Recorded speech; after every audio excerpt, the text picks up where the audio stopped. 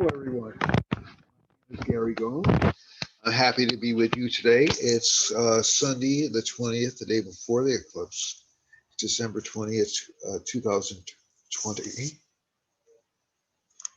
And I want to talk a little bit about the upcoming eclipse as it occurs right at the winter solstice. And it should be an interesting event. Now, the first thing to look at when you're looking at I'm sorry, not eclipse, the conjunction, the grand conjunction between Saturn and Jupiter. We had an eclipse last week, and actually it was a very good one.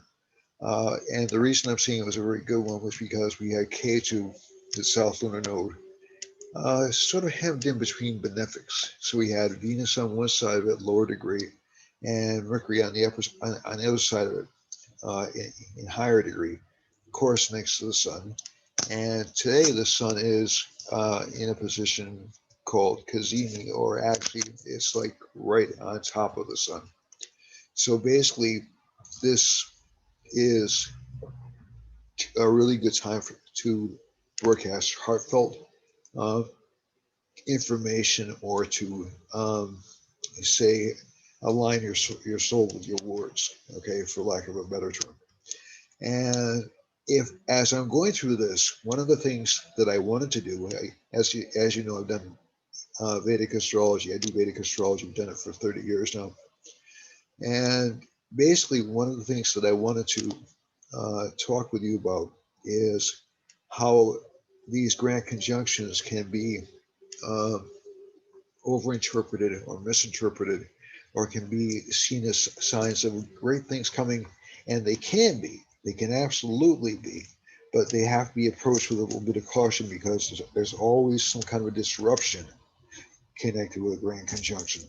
The last three grand conjunctions we experienced were all, at least in the Vedic system, they were all in earth signs. So this one's in an earth sign too. So Capricorn is an earth sign. The last one was in Taurus. That was in 2000. That was when we had this big .com bubble burst, and about a year after that, we got attacked by terrorists, and that was in 2001. Now, again, both these conditions aren't necessarily connected, but they do reflect a change. So essentially, and the previous grand conjunction between Saturn and Jupiter occurred in 1980, excuse me. And that was the year in which Ronald Reagan got elected. That was the year in which the hostages were finally freed after being held for 18 months in Iran. It was also the year that we saw an incumbent president thrown from office, as we have, it looks like, seen this year. The reason I'm saying it looks like is because there are still circumstances under which President Trump could retain the presidency, but I see them as being too risky for him to pursue them.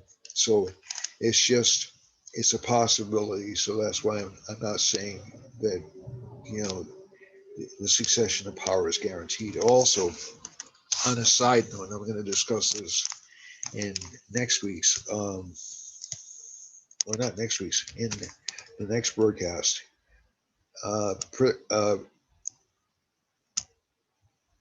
Joe Biden's health, to me, doesn't look good, and I'll explain why I'm saying that, and I'll explain what I think that means in terms of the country and the stability. I still see the United States as being in an extremely unstable period, and a lot of anger and a lot of resentment continuing for a while. So you'll see like troughs where things will calm down, and also events in which things will peak up again. Now, whenever grand conjunctions occur, so these will present both problems and opportunities for us, especially in the United States, as people. They represent possibilities for us around the world to change certain things that need to be changed, and to correct certain directions that have led to unforeseen results because people were attached to one ideological position or another. And one of the things you'll see about,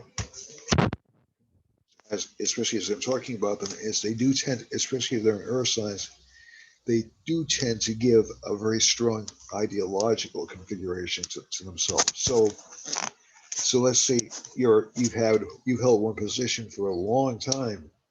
It'll take a lot to shake you out of that position. And over the past three grand conjunctions that we've had, one has been in Virgo. That was what I call the Reagan grand conjunction.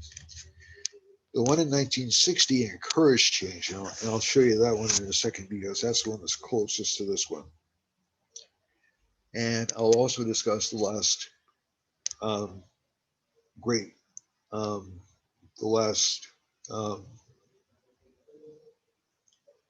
grand conjunction, which looked like um, it, it was a Star of Bethlehem conjunction, which was in 1226.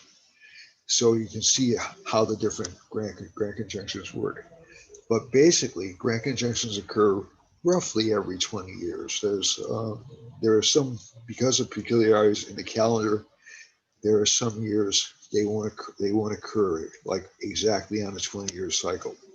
So let's say the grand conjunction occurred in 1842, not 1840. And I showed you how far back I was looking. I looked all the way back to 1226 at grand conjunctions to get a feel for this. And whenever you have one grand conjunction in one sign, and this is a particularly potent one because number one, it's in Capricorn, which is Saturn sign. And number two, it's in a sign in which Jupiter is at its weakest. Jupiter has virtually no strength in Capricorn. So this isn't necessarily a bad thing in that it manages, Jupiter can be a very ideological planet. It can be a very dogma-driven planet. So Saturn has a way of breaking up dogmas to face reality. So that's a good thing. However, the grand conjunction in 1980 in Virgo actually made us more ideological. The grand conjunction in 2000, and I was in Virgo, it was an earth sign. The one in Taurus made us very stubbornly. And again, that was a contested election as well. So you see some of these patterns are going to show up over a 20-year period, and they'll repeat. And also, when your dreams into reality. So let's say it's been something you've been thinking about doing for a long time. Maybe you've been thinking about doing something since Jupiter was in Cancer about 6 years ago. Now is the time to bring it to fruition. This grand conjunction is going to disrupt a lot of institutions, and I'll tell you why I think that's so. So let's look to the charts. All right. Now like I said, that can be a good thing. It can be a bad thing. It depends on your perspective. So I'm going to go to 1226. This was the last Star of Bethlehem conjunction, and this is a 1961 chart. Actually, I'm sorry. So I actually overwrote it. My apologies for my native data. 1226 is right here. All right, so this is 1226. Now I didn't try for the exact time and date of the grand conjunction, but I'm just showing you where more of the planets were when this occurred. So you had Mars aspecting Jupiter and Saturn.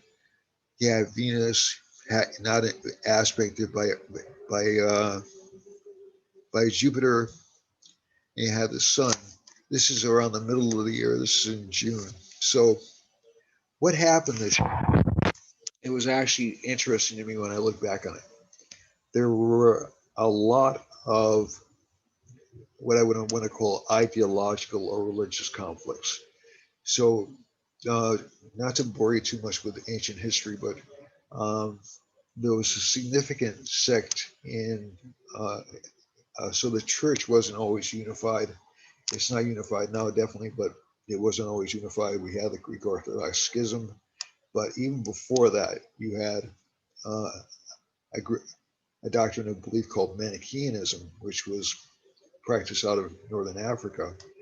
And St. Paul was an early believer in that particular in that particular system, and he threw it away in favor of a preordained universe, etc., etc. So Paul was one of the founding philosophical fathers of the church, and so Manichaeism now simply believes in the concept of there's a force for good and there's a force for evil, and they're always fighting. So it's very close to the old Zoroastrian religion in that regard.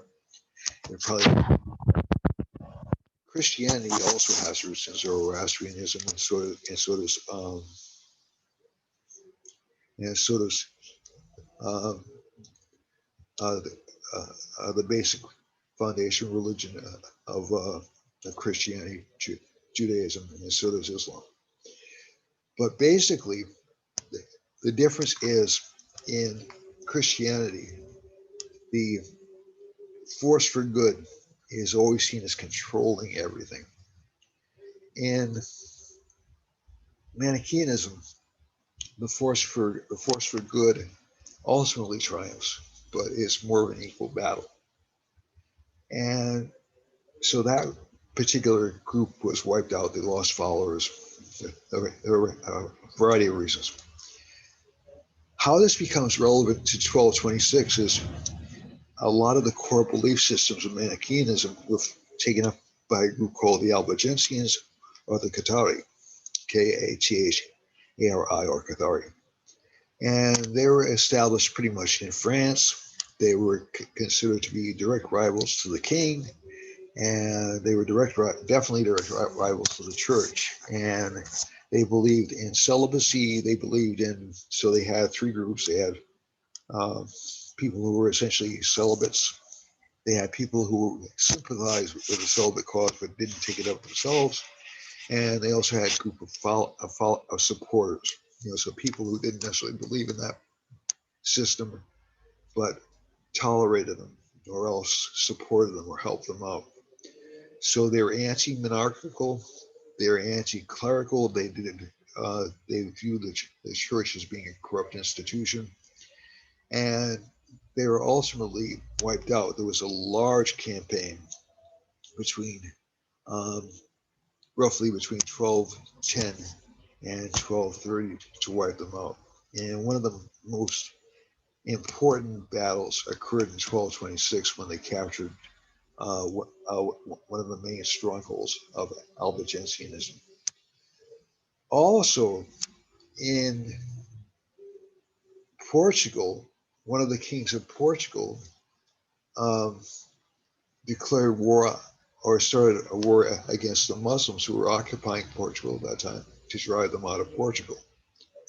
You also had various clerical changes in how the church worshipped.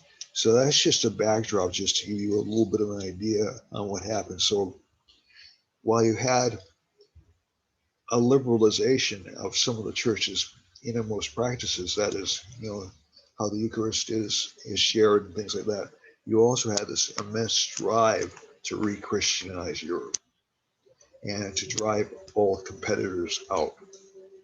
And this was true in other parts of the world as well. It was what I would call a purification drive. So every once in a while, groups will form and they'll assume a certain amount of power, and then the established order will feel a need to disperse them. And we're seeing something like that right now. We're seeing sort of what I would call a political reclamation going on right now in the United States and in various parts of the world. So you've seen this battle between inclusionists and exclusionists, between nationalists and socialists, and this will be ongoing over the next few years. This doesn't disappear overnight, but the conjunction tends to bring everything like that into sharp focus. If we go on to 1961, which is, I actually managed to get the actual date of the exact conjunction through a lot of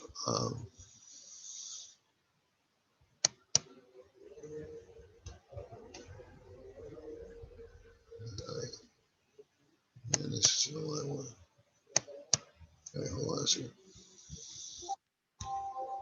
So we had a Saturn Jupiter conjunction like we had last year. We didn't have K2 involved, but this was 219, 218, February 18th around 10:30 at night.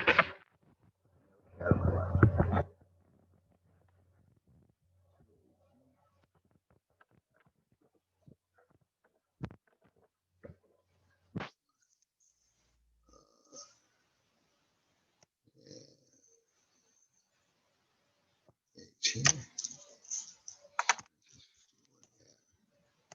around, I think I had it around 10:30 p.m. All right, so this is an exact conjunction. Okay, so you see Jupiter's at 1 degree and 54. There goes marbles, my friend. So at 150, so both Jupiter and Saturn are at 1 degree 54 minutes, and the conjunction in 1226 was much later in degree. It was in a star called Denisha, which is a much more violent or aggressive star, or nakshatra. This one was in, this conjunction was in Uttarashada, which is a more peaceful, but it's more governmentally founded. So this would give, so Saturn's aspecting Venus, you can see from the chart. Mars is aspecting Saturn, so this will cause some change. Now, this was 1961. This was the advent of President Kennedy's term in office, and there was a great deal of optimism, of course. Now, shortly after that, we had the Bay of Pigs, and then the assassination. We also had the Civil Rights Movement, which indirectly parallels the Black Lives Matter movement, which we experienced this past summertime.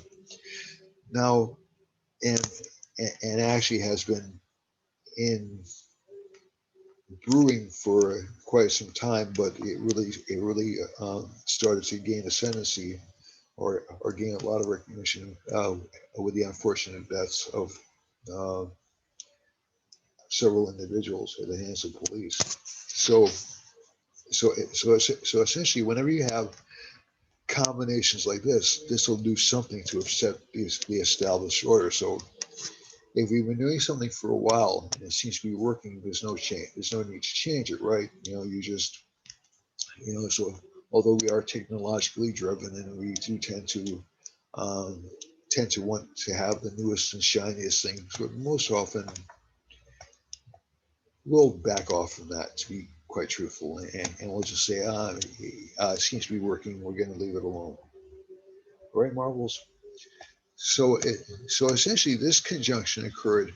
This was kind of a glamorous conjunction. The Kennedy administration was a very glamorous administration of the United States. But there are also, one thing I have to keep in mind about it, that a lot of people forget about the 1960s is they view it as being a very upbeat time, a very happy time, and for a lot of people it was. But it was also, for a lot of countries around the world, it was also really, really dangerous. So you have revolutions, you'd have coup d'etats happening like left and right, and these conjunctions don't just, essentially you'll feel the effects of a conjunction like this for really a full 20 years. This isn't something that's going to go away really, really quickly. And the start of it, things will seem optimistic because Jupiter's leading the way. Jupiter's always going to be stronger than Saturn in the chart.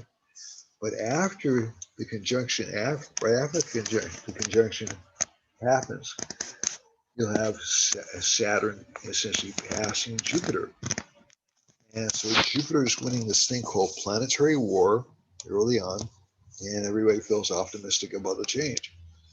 Then all of a sudden, reality hits in. That is Jupiter seems to be running away from Saturn, and you'll see people start to get a little bit more worried about ideology and more worried about what's happening. So this is sort of like the start of the culture wars that we're experiencing now when Barry Goldwater ran for president in 1964, and he started he started espousing what's really right now would be libertarian principles more so than conservative principles. And so, and but also in a lot of countries like Brazil went through several revolutions. Um, there was a lot of chaos around the world. The Cultural Revolution in China occurred during this first 10-year period. That was incredibly disruptive. So, and you also had towards the end of the 60s and early 70s a dictatorship imposed by Indira Gandhi. And so nobody, these were disruptions tend to cause problems. Disruptions. So if there's instability will tend to. So these breaks, and again, I'm not saying this to scare you, but these breaks are not smooth. And the United States at that time was entering what's called the K2 Mahadasha, and so that would essentially give the interest in spirituality, in drugs, in escapism. And right now, we're in let's see, I can find the chart for December 21st.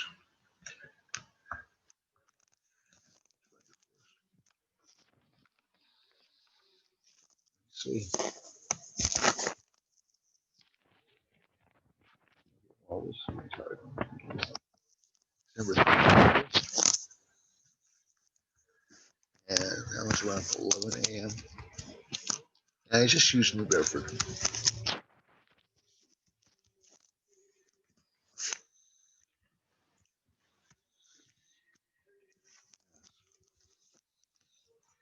So this one was a Libra rising sign, and the Lord of Libra was exalted. But it was a lot of work. It was a lot of desire for change, and a lot of desire for liberation and freedom. Okay, so it was controlled. Saturn was aspecting Venus, but it was controlled. So let's look at this chart.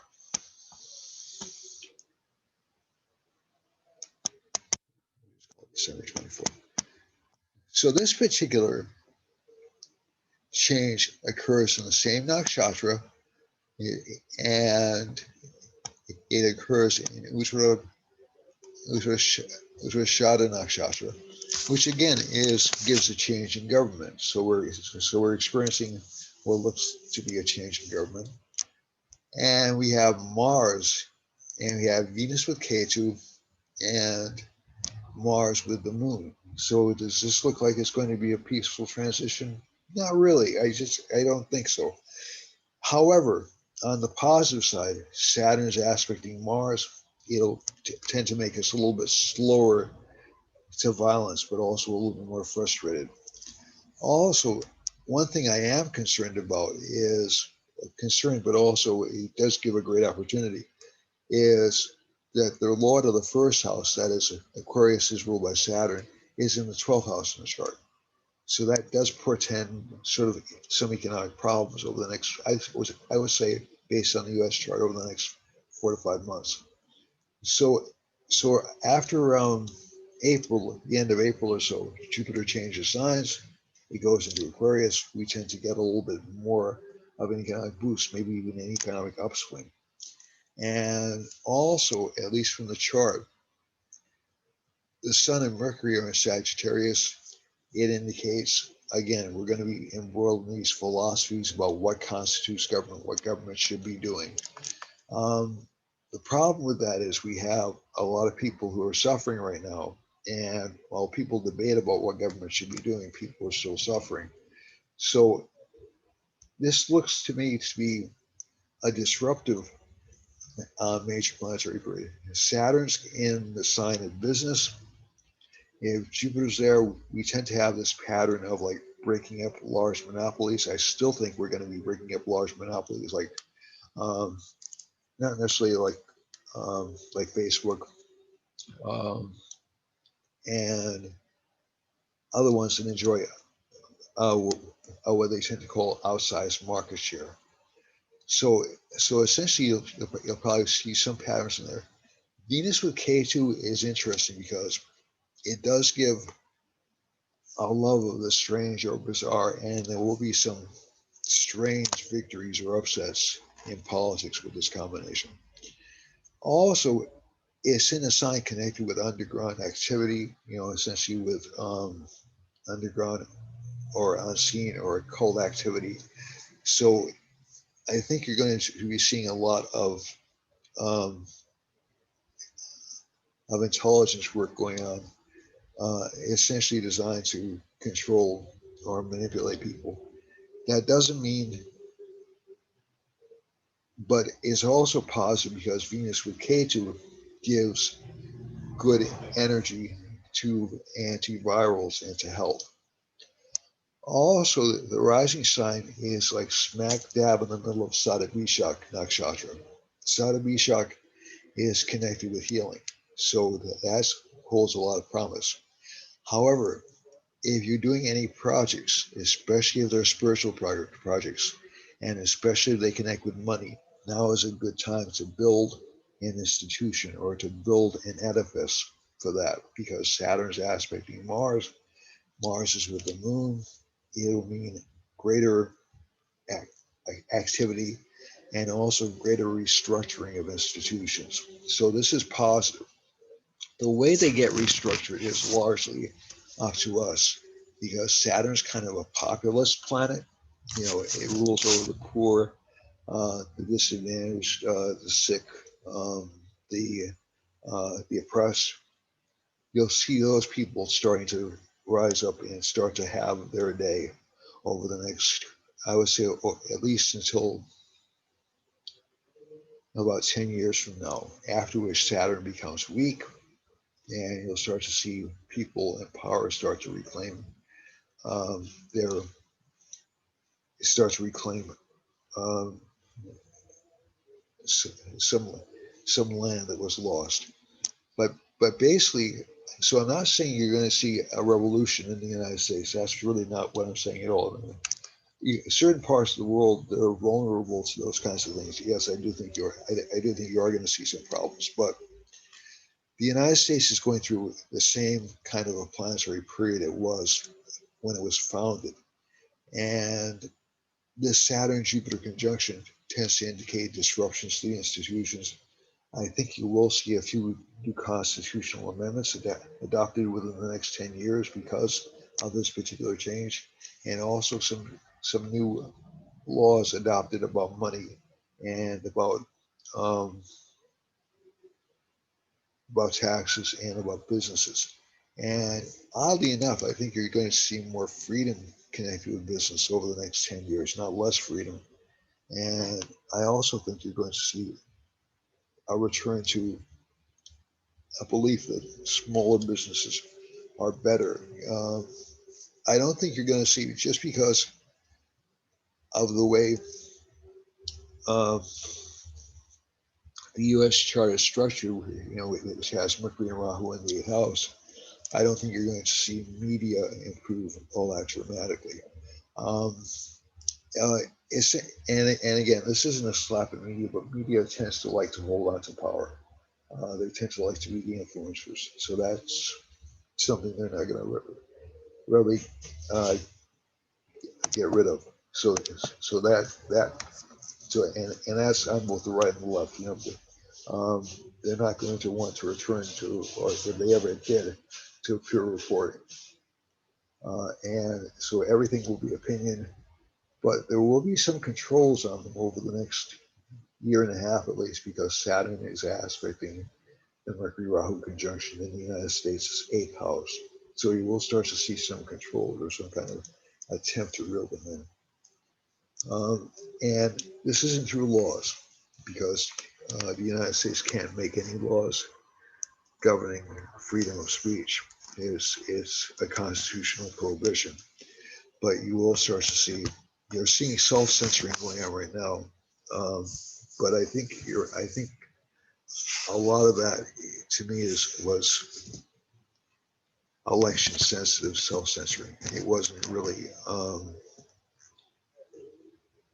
it really wasn't sincere, if you know what I mean. But you will start to see some more pressure from the outside in terms of how things are reported. You'll start to see fact checking coming up from different sources, as opposed to the traditional fact checkers. So I think it'll be interesting. In terms of commerce, um, I think a lot of people are going to feel very, very constrained for about 4 to 5 months. Then you'll start to see the economy start to come out of it a little bit. And also, because of the vaccines, I think you'll start to see more person to person activity after April. So even if people are encouraging us to wear masks up until the end of the year or September or so, um, I think you'll start to see people moving away from those restrictions sooner than later.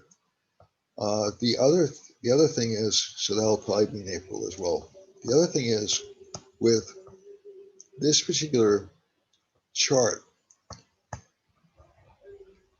and and especially with Uttarashad Nakshatra being involved, government will be continually under attack for the next 10 years. Um, and by that I mean essentially government won't be able to do anything, right? It isn't a matter of like small bits. It's like anything. So, or they won't seem to be able to do anything right. So you'll start to see um, what I would call um, oh gosh, trying to think of a good way to put it. Dramatic crises, which really aren't crises, popping up, uh, and and that's mainly because the news needs bad news. Uh, that doesn't mean the bad news doesn't exist, but the news needs bad news in order to maintain viewer interest. And I think also with the Saturn aspect on Mercury, you'll start to see a dissipation of, and you saw it before the Trump administration uh, came in, but you'll start to see uh, people getting their news from wherever the hell they want to get it from, and believing who the heck they want to believe. Um, Once that genie's been let out of the bottle, it can't be put back in again. So if unless there's active suppression, and I don't think that'll get very far. There'll probably be an attempt at it over the next couple of years, um, but I think you'll see a lot of legal matters coming up over freedom of speech. In terms of the health of the country, um, also again a lot of escapism over the next couple of years, just because that Venus K2 conjunction. Very unexpected changes in relationship norms uh, and expectations over relationship life, but also new technological breakthroughs over the next 2 years. So actually, some of these will be really exciting. Um, and I'm just looking because Aquarius is the first house and Scorpio is the 10th house. I think we'll see a lot of new technological innovations in medicine. I think we'll see also more attacks on medicine and the pricing structure. And I also think you'll start to see like certain technologies that we thought were impossible less than 10 years ago actually starting to move forward, especially in terms of transportation and um, even planetary flights. So so that so that's what I'm predicting right now. The Saturn Jupiter conjunction will be good. The first part of it will be a bit of a bear. To be honest with you, it'll be very difficult because it'll be at least 3 or 4 months of real difficulty for people. But after that, thankfully, it's relatively short-lived, um, and at least when these happen, but they can bring transformations. So at least when these things happen, the pain is not that long, and you will see societal transformation, I think, on a large scale. Some of it you'll like, and some of it you won't like, and that's really the way the cookie crumbles. Um, but you'll definitely see more emphasis on freedom, self-expression, um, probably more censorship, just because as Saturn aspect on the moon tends to do that. But that'll go away after a couple of years, and you'll start to see the same interest in freedom or a freedom of expression that we saw in the 60s. In terms of societal breakdown, I'm not sure how much more the United States societal um, structure can take. In terms of other countries, you'll start to see more societal breakdowns than that we along the lines of what the United States has faced, even very traditional countries like China and India. Um, and again, those have advantages and disadvantages to them. So let me look at the astrocartography page, and then we'll wrap it up for the signs. Okay, and I will be doing an annual predictions for 2021 very shortly, very soon, like within the next few days. So that'll be up relatively quickly. Just had a lot of extra tasks this year, but this is something I'm going to get much more serious about. The school is something that I've mentioned several times before, and that's going to happen in 2021. And so are books I've been promising for years and years and years. All right, so we have elements of change. So the Sun and Mercury line is happening over the United States and over Brazil and Central America. So, but I want to look for the Saturn Jupiter. So this is a Saturn Jupiter line. See that exact right through.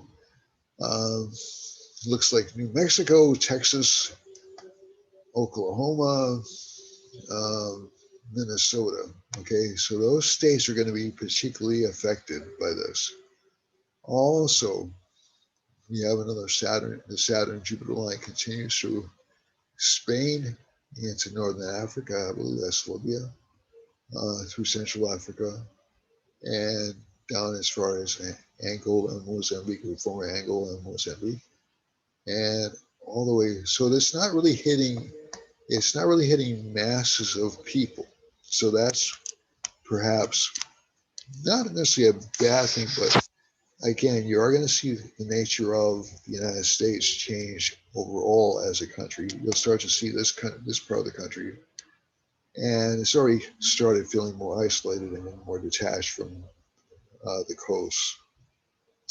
The other thing, and the coast will be running the show for at least a couple of years, at least from this chart, just because of where the astrocartography lines are running.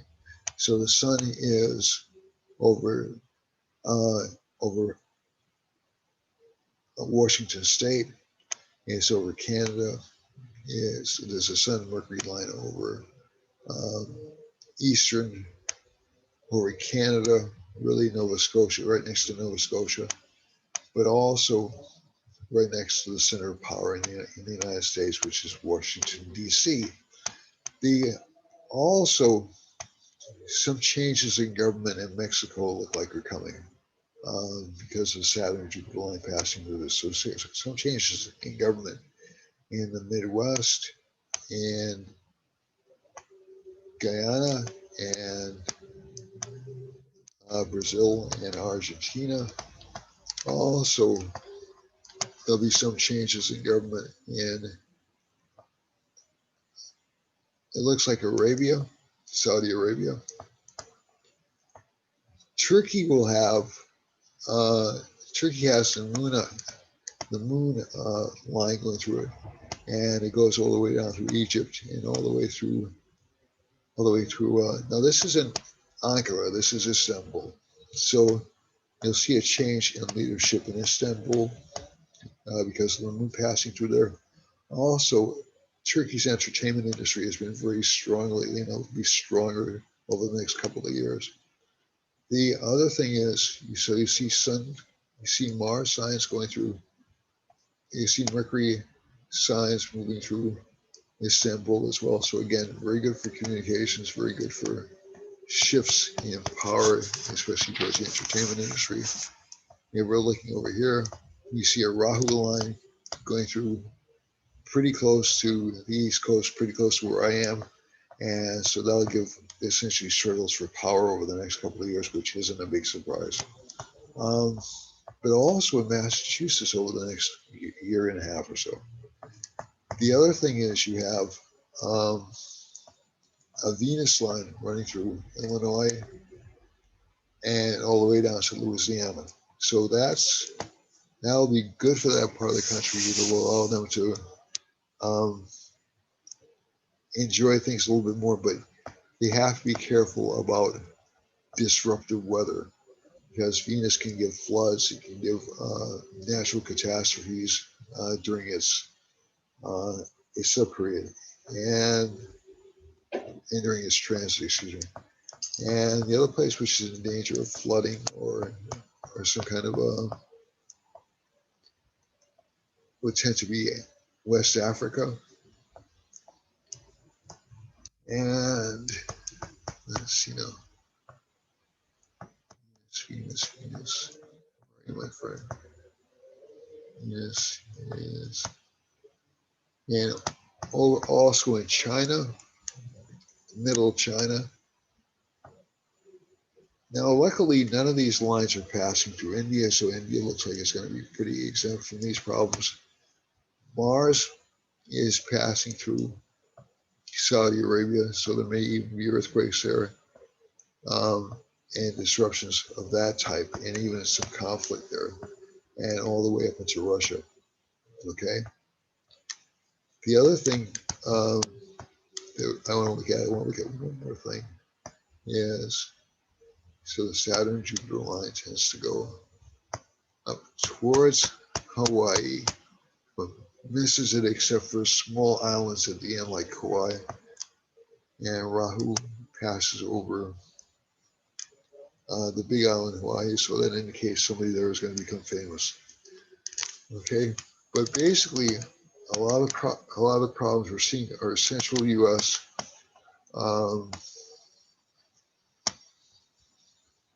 Saudi Arabia, China is going to have a hell of a year, it looks like, especially in terms of what we call natural disasters, and also the east coast of the United States. So that's about it for the astrocartography map. Now let's go on to the individual charts. So with all these planets clustered in Capricorn, and with the and so let's say we're looking at Western Aries. Aries will have we'll expect over the next few months or so to have a lot of work emphasis.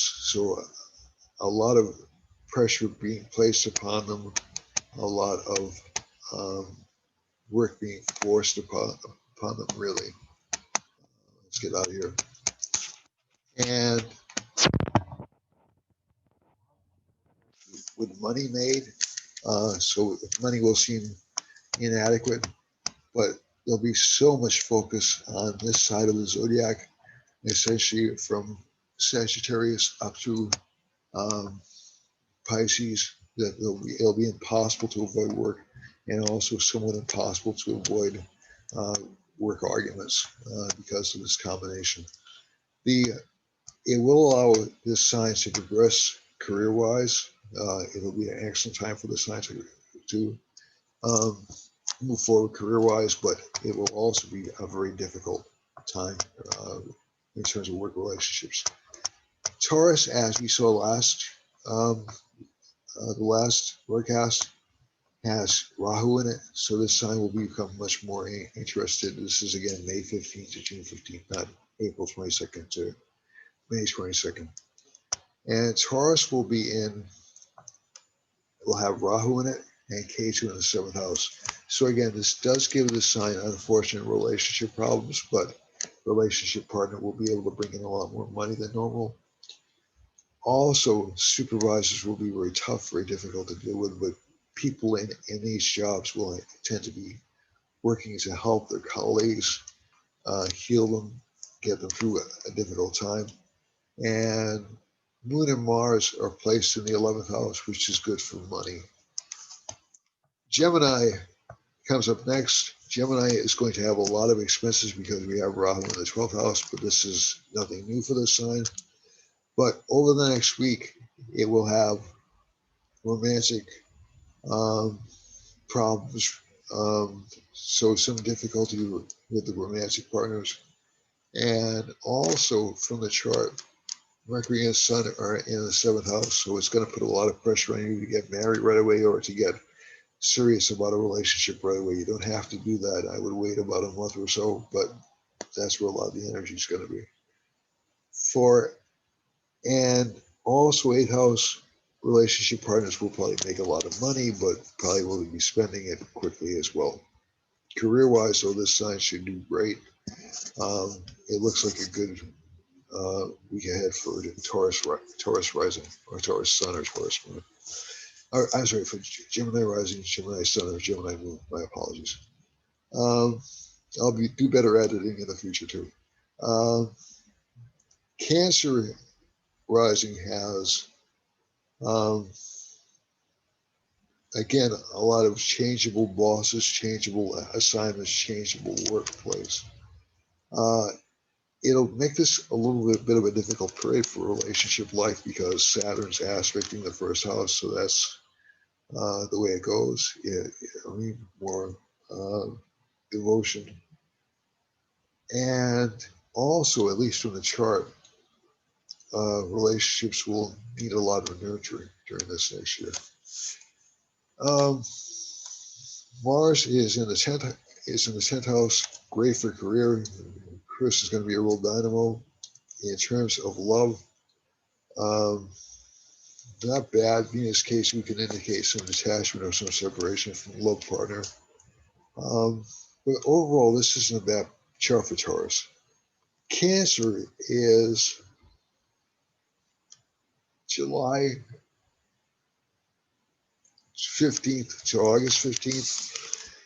And essentially, this sign is burdened with difficult relationships, older relationships, relationship partners that aren't that motivated. And you'll start to see a lot of this sign starts to take a lot of individual initiative, to improve their life. Also, this sign will get more communications, recognition, and also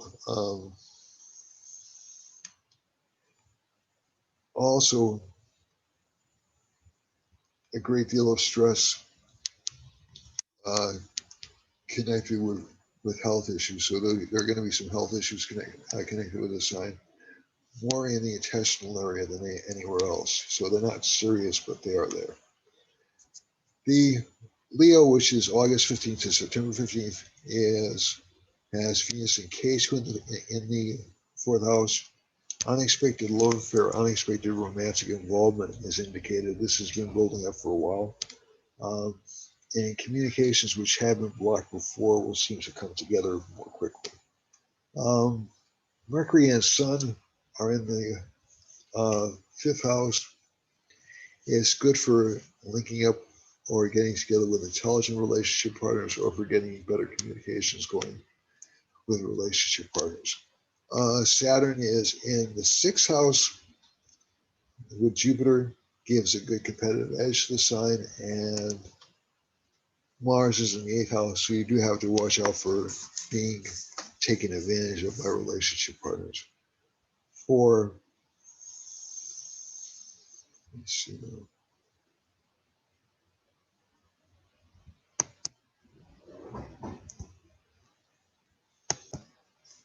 For Virgo, There'll be unusual or unexpected relationship opportunities, and a lot more daring for this particular planet than it's used to in terms of going after relationship opportunities. But this will cause problems or fights with colleagues or with people that they're already involved in a relationship with. The Sun and Mercury in the fourth house, so home life will be an intense part of this planet, and children will be going through significant changes, or even interests you've had for a long time will seem to shift around quite a bit. Rahu's in the ninth house. That's good for luck in the short term. You have to capitalize on it and make sure it's permanent, because it'll give sporadic luck, but really, really, really good luck. For Libra, Libra has Venus and Ketu in the second house. The person will spill out and will talk and will say things more spontaneously than they normally do. They'll also be able to better sense the right thing to say or the wrong thing to say.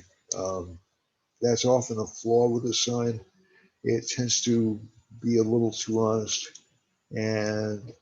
but this combination will give a little bit better judgment and a little bit better understanding to it. Sun and Mercury in the third house, a lot of courage for this sign, a lot of ambition, a lot of drive. Okay, so that's a good thing. And Saturn in the fourth house with Jupiter, another drive towards education. So maybe picking up a new subject area or picking up a new level of knowledge which you hadn't explored before. Mars is in the sixth. The sign will be very competitive this month. Rahu's in the eighth. Unexpected financial windfalls, but again, they'll probably be gone before you know it.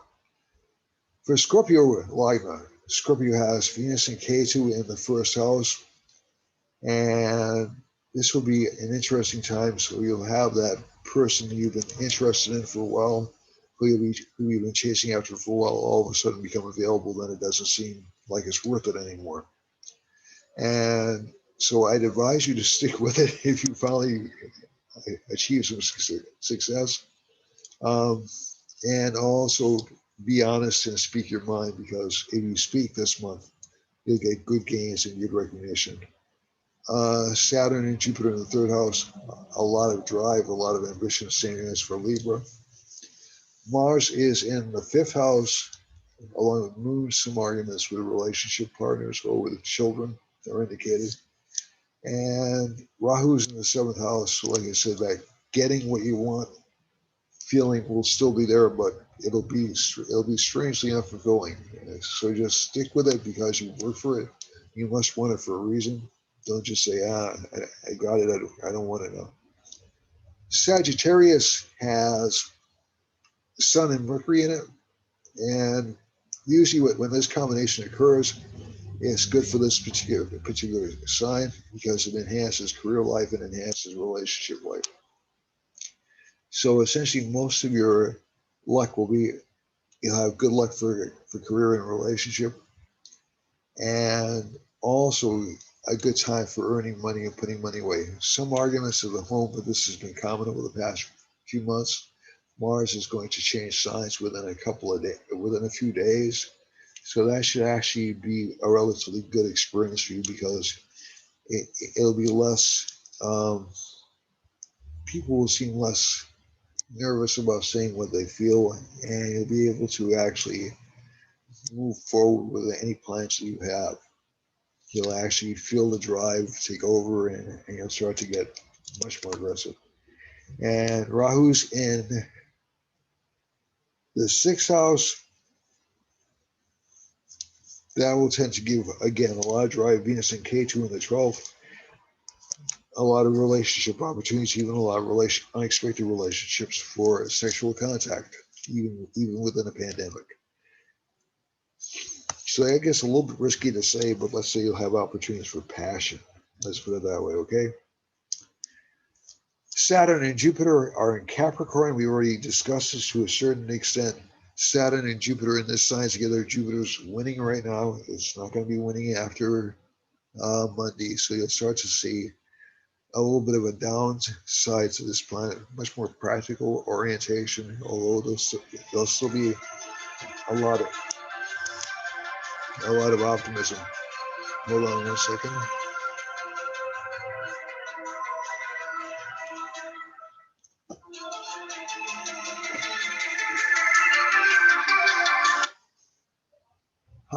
Hi, I'll be done in about 5 minutes.